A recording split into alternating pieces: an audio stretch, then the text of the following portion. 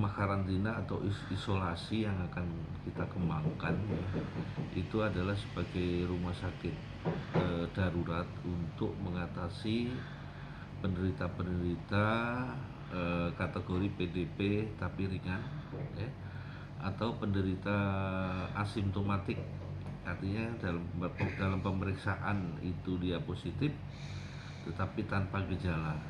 Nah, ini adalah untuk mengantisipasi bila mana di rumah yang bersangkutan itu tidak memungkinkan untuk isolasi di rumah.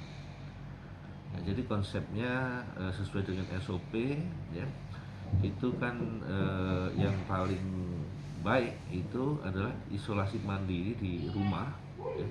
Karena kalau di rumah kan tentu kebutuhan gizinya akan lebih baik, dia juga tidak terganggu stresnya, ya, sehingga dengan tidak ada stres, gizinya baik, maka proses penyembuhannya itu akan lebih cepat.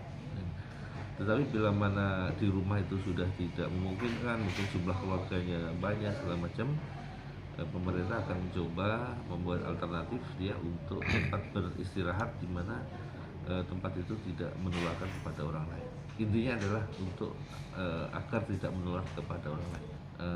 Kami hanya bergerak di bidang kaitannya dengan pencegahan atau penanganan penderita-penderita yang masuk kategori PDP atau positif yang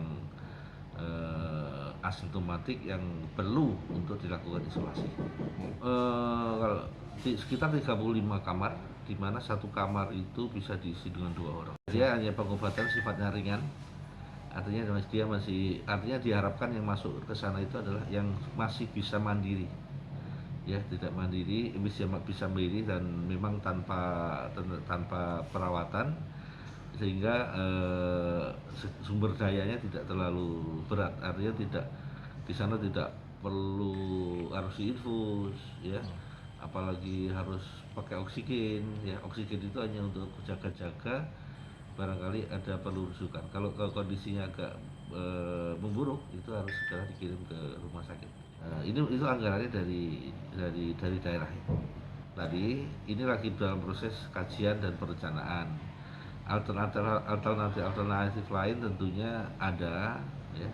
Kita harapkan nanti juga di tingkat provinsi, tingkat kabupaten kota yang lain, saya pikir kita harus juga mewaspadai hal-hal terburuk, ya, yang akan terjadi sebagaimana pembelajaran di kota-kota lain di Indonesia, misalnya di Jakarta, bahkan di luar negeri memang disediakan tempat-tempat khusus bila mana nanti fasilitas kesehatan itu tidak mampu lagi untuk menangani kasus ini.